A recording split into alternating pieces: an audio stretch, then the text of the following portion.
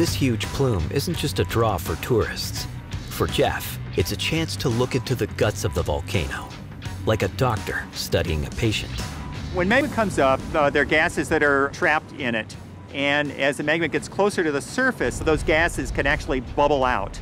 You could kind of think about a big gas bubble coming out of this patient being analogous to, say, a burp.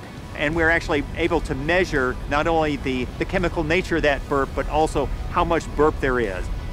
By analyzing that burst of gas, we know what was going on down inside the volcano at that point.